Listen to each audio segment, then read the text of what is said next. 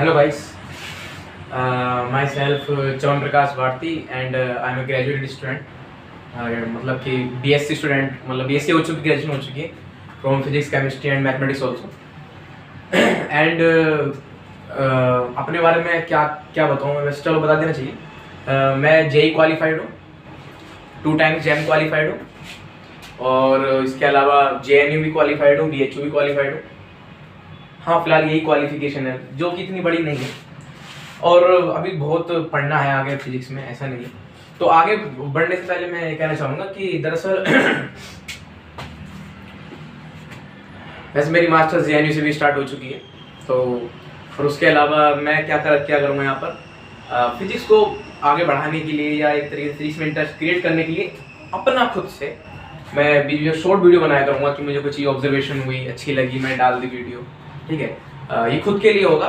बहरहाल वो लोग ही देखा करें उन वीडियो जिन्हें फिजिक्स में बहुत ज़्यादा रुचि है। ठीक है, तो चलिए स्टार्ट करते हैं। आज मेरा पहला वीडियो है, शायद मेरे करियर का पहला वीडियो। मैंने सोचा बहुत कई महीने पहले था, शायद फर्स्ट लॉकडाउन में मैंने सोचा, जब मैं 20 सेकेंडर में था, कि हाँ यार मुझे स्टार्ट करना चाहिए वीडियो, पर वो कारणवश हो नहीं पाई, इधर चलता रहा। क्योंकि पहले खुद पढ़ लेना चाहिए, ऐसा मेरा मानना है। तो आप क्या पढ़ाओगे ना। तो अब थोड़ा ग्रेजुएशन हो चुका है, तो हम वही है कि तरह तरह के हम डिस्कस किया करेंगे, फिजिक्स को महसूस क्या करेंगे वास्तव में, फिजिक्स में हो क्या रहा है भाई, है ना, क्या चल रहा है, बड़ा इंटरेस्ट आएगा। तो आज मैं आपको बताने वाला हूँ। अच्छा, बताने वाला तो क्या हूँ मैं कि आपको पढ़ा हुआ होगा, जो ग्रेजुएटेड स्टूडेंट है वो पक्का पढ़ गए होंगे। और टॉपिक का नाम है the properties of the wave function. The properties of the wave function. ज़्यादा वीडियो को बड़ा नहीं करूँगा क्योंकि बड़ी वीडियो देखते भी नहीं है लोग, और फिर एक्सपोर्ट करने में दिक्कत आती है, ऐसा मैंने सुना है लोगों से। तो शॉर्ट वीडियो बनाएंगे और बिल्कुल एक टॉपिक पे बनाया करेंगे और बड़ा ही मजा आएगा। हाँ, एक चीज़ और, मेरी वीडियो ना तो हुआ करेंगे कि हम ये पढ़ चुके, ना ना ना ना, बिल्कुल नहीं भाई। अपनी वीडियो तो थोड़ी अलग चलने का प्रयास किया करेंगे। मतलब जो चीज़ें होती हुई नहीं दिख रही उन्हें देखने का प्रयास करना। कुछ अच्छी चीज़ मिल गई, कुछ नई चीज़ मिल गई, शायद कईयों के लिए वो नई भी ना हो, बट मेरे लिए अगर मुझे लगे कि हाँ यार ये नई है, तो मैं बिल्कुल डाला करूँगा एज ए स्टूडेंट, अपने मतलब डालूँ ताकि वो अमर रहे, है ना। चलो ठीक है, आगे बढ़ते हैं। तो शुरू करते हैं। देखिए, हमने पढ़ी थी प्रॉपर्टीज ऑफ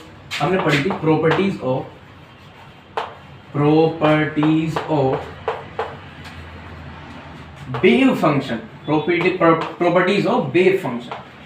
अब आपको लग रहा होगा कि क्या यार, ये तो पढ़ चुके हैं हम, है ना। बिल्कुल पढ़ चुके हो, इसमें कौन सा कह रहा है। बट बात ये नहीं है कि आप पढ़ चुके हो, बात ये है कि आप क्या पढ़ चुके हो। उसमें आपने कुछ देखा उसमें। क्या कह रहे हो सर, क्या कह रहे हो कि क्वांटम में नहीं दिखता। बिल्कुल नहीं दिखता, किसने कहा दिखता, नहीं दिखता। देखने का प्रयास कर सकते हैं हम, ऑब्जर्व कर सकते हैं। तो देखिए, पहली अपनी प्रॉपर्टी ये थी कि wave function should be continuous, not a discontinuous. अर्थ ये है कि वेव फंक्शन जो होना चाहिए, अगर मैं आपको ग्राफ के माध्यम से समझाने का प्रयास करूं, अगर ये हमारा साई है, वेव फंक्शन को साई शो करते हैं, ठीक है, और ये टी है, तो ये कहा जाता है कि वेव फंक्शन क्या होना चाहिए, कंटीन्यूअस होना चाहिए। क्या होना चाहिए, कंटीन्यूअस, ना कि डिस्क्रीट नेचर का होना चाहिए। ठीक है, डिस्क्रीट का अर्थ क्या होता है, मतलब बटा हुआ, ऐसा कह सकते हैं कि डिवाइड, मतलब एक जगह पे है फिर नहीं है, तो इस तरीके से। तो ये प्रॉपर्टी कही जाती है कि वेव फंक्शन क्या होना चाहिए, कंटीन्यूअस होना चाहिए, ना कि डिस्कंटीन्यूअस। और अगर ऐसा है, इस तरीके से वेव फंक्शन आपको मिल रहा है, इस तरीके से, इस तरीके से, फिर इस तरीके से मिल गया, है ना, आपको इस तरीके से मिल गया, फिर इस तरीके से मिल गया, तो ये आपका नहीं माना जाएगा वेव फंक्शन। ये होता है continuous wave function, continuous wave function, continuous wave function. और ये होता है discontinuous wave function, discontinuous wave function. ठीक है, डिसकंटीन्यूअस वेव फंक्शन। ठीक है, अब बात ये आती है कि ये भी हम बताया कि ये एक्सेप्टेबल वेव फंक्शन होता है। ये क्या होता है, एक्सेप्टेबल वेव फंक्शन, मतलब यही वेव फंक्शन वास्तव में माना जाता है ना, एक्सेप्टेबल वेव फंक्शन। और दूसरा है ये नॉन एक्सेप्टेबल वेव फंक्शन है, दूसरा है नॉन एक्सेप्टेबल वेव फंक्शन है ना, इसमें कोई शक नहीं है जी, बड़ी अच्छी बात है।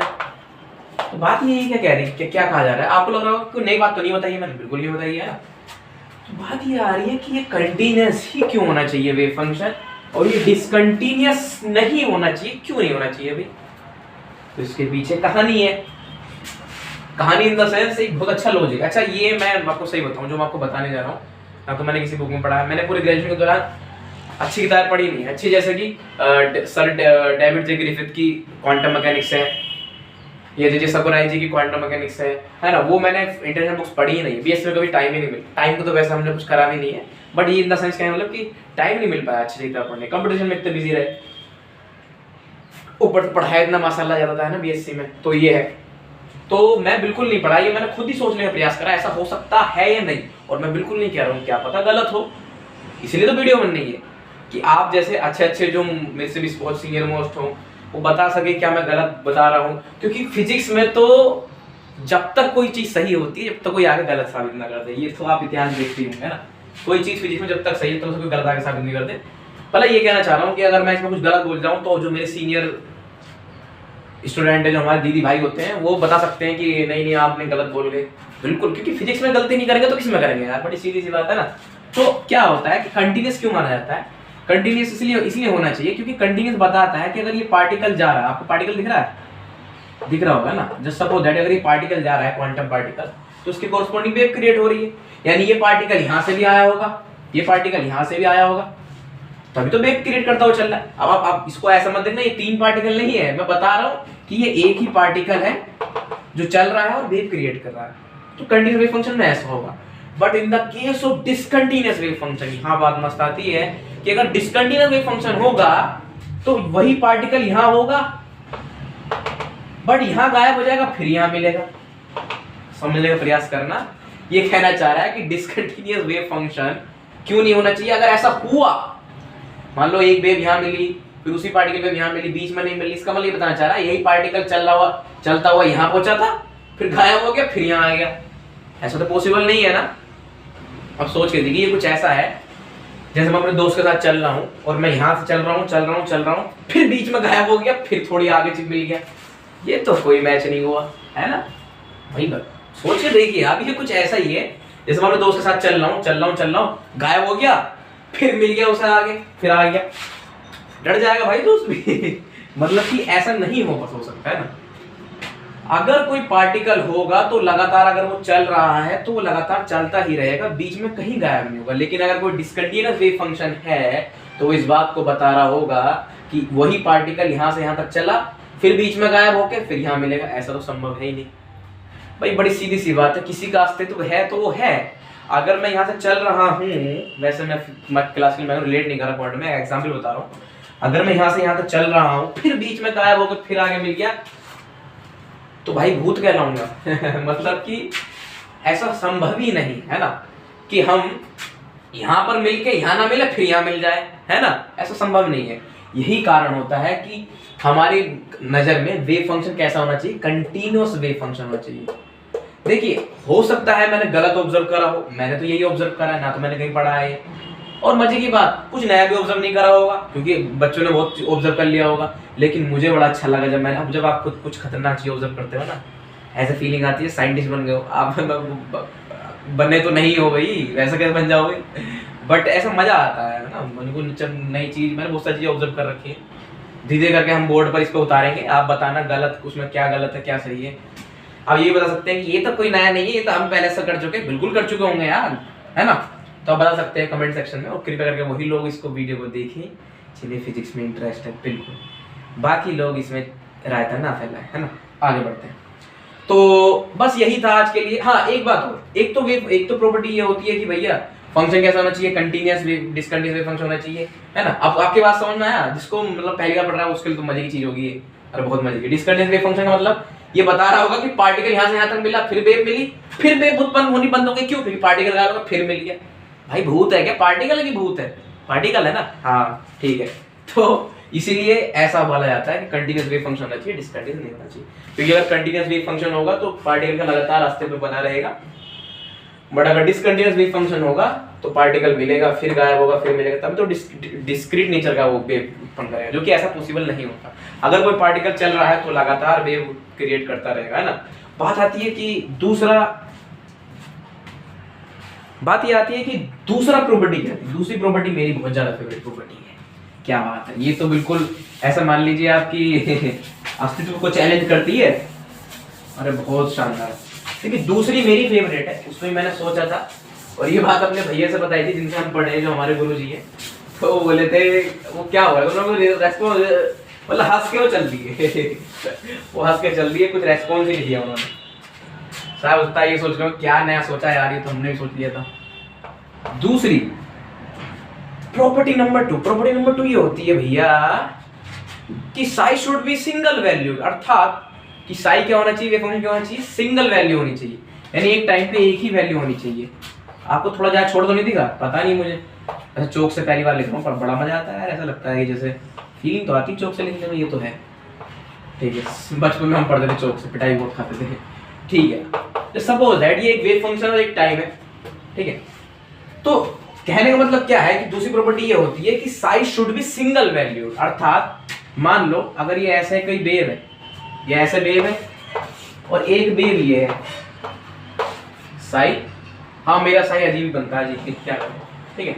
हाँ वैसे सही बनाना चाहिए, आई नो, ठीक है। और दूसरा मान लो इस तरीके से है, ठीक है, इस तरीके से यानी एक वेव तो इस तरीके से है और एक वेव इस तरीके से है, ठीक है। दोनों कंटिन्यूअस है। अब बात देखिए, बात ये कि कंटिन्यूअस तो होनी चाहिए, इसमें तो कोई डाउट है ही नहीं, बट दोनों कंटिन्यूअस नहीं है। ओह सॉरी, क्या बोल रहा हूँ यार, दोनों कंटिन्यूअस है तो क्या दोनों एक्सपेक्टेबल वेव फंक्शन है? नहीं, फिर हमें देखना पड़ता है कि इनमें सिंगल वैल्यूड कौन है।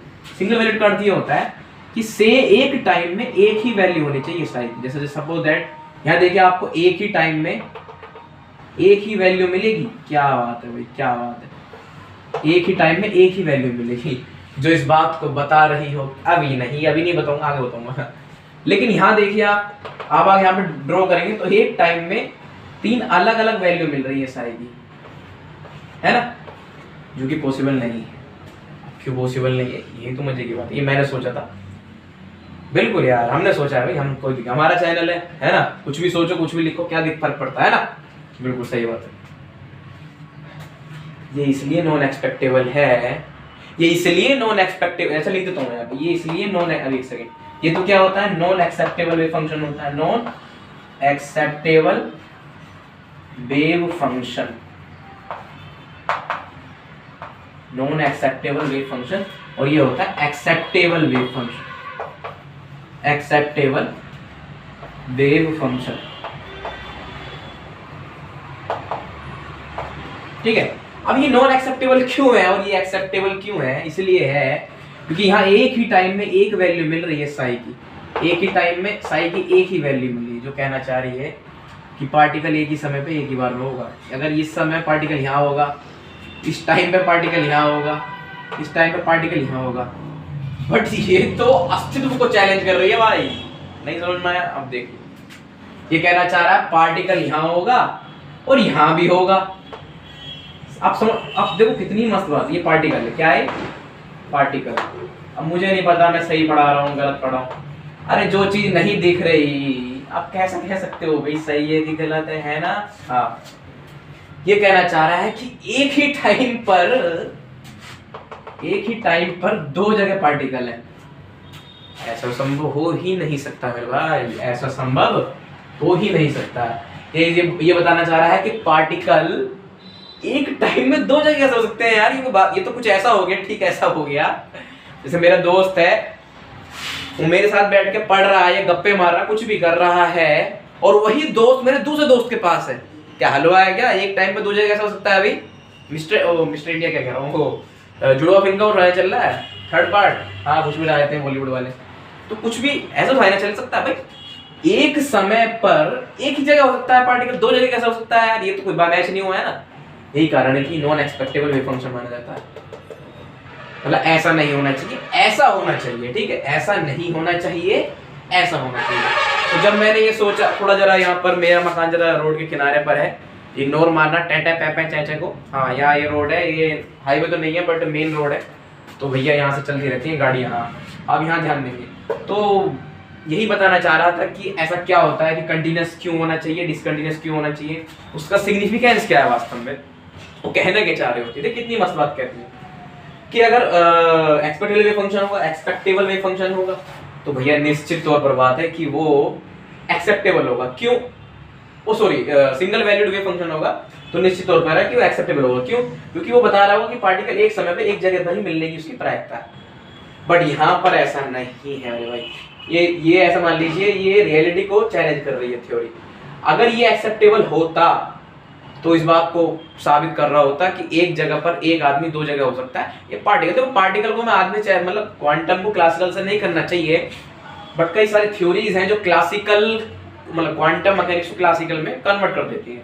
मतलब अस्तित्व देखिए क्वांटम मेरी सबसे अच्छा मेरी फेवरेट जो बुक है वो क्वांटम मैकेनिक्स है। वैसे मुझे ऐसा कहना नहीं चाहिए, पक्का जब मेरे भैया जब इस वीडियो को देखेंगे बड़ा ही हंसेंगे, दहाड़े मार मार के हंसेंगे। पूछिए क्यों? क्योंकि एक बार मैंने उनसे कहा था, ये सेकेंडरी की बात, सेकेंडरी में क्वांटम मैकेनिक्स पढ़ी थी पहले, उन्होंने कहा था तेरी फेवरेट बुक कौन सी है? तो मैंने कहा भैया मेरी तो भैया जी मेरी फेवरेट बुक क्वांटम मैकेनिक्स है। इतना जोर से हंसे, कह रहे वाह बेटे वाह शाबाश। मैंने कहा अच्छा, क्योंकि उनका ही मानना है क्वांटम मैकेनिक्स वास्तव में सबसे शानदार किताब मान, मतलब जो चीज दिखती नहीं है तुम्हें कैसे अच्छी लग सकती है भाई वो, बट मुझे अच्छी लगती है क्योंकि देखना चाहता हूँ उस किताब को। अभी तो खैर अभी तो ग्रेजुएशन हुई है, ऐसा नहीं कहना चाहिए, हो सकता है किसी और चीज में रुचि लग जाए मुझे। हाँ अभी तो पोस्ट ग्रेजुएशन करनी है। तो आज के लिए बस इतना ही, यही थोड़ा वीडियो पता कितनी लंबी हो गई होगी पता नहीं यार। तो आज के लिए बस इतना ही कि वेव फंक्शन वास्तव में कंटीन्यूअस क्यों होते हैं, डिसकंटीन्यूअस क्यों नहीं होने चाहिए, एक्सेप्टेबल क्यों कब होंगे, है ना। और ये सिंगल वैल्यूड का अर्थ क्या होता है, नॉन सिंगल वैल्यूड का अर्थ क्या होता है। बहुत शानदार, थैंक यू, दैट्स ऑल। आगे वीडियो आते रहेंगे, कुछ अच्छा मैं ऑब्जर्व करूंगा तो that's all, thanks for watching.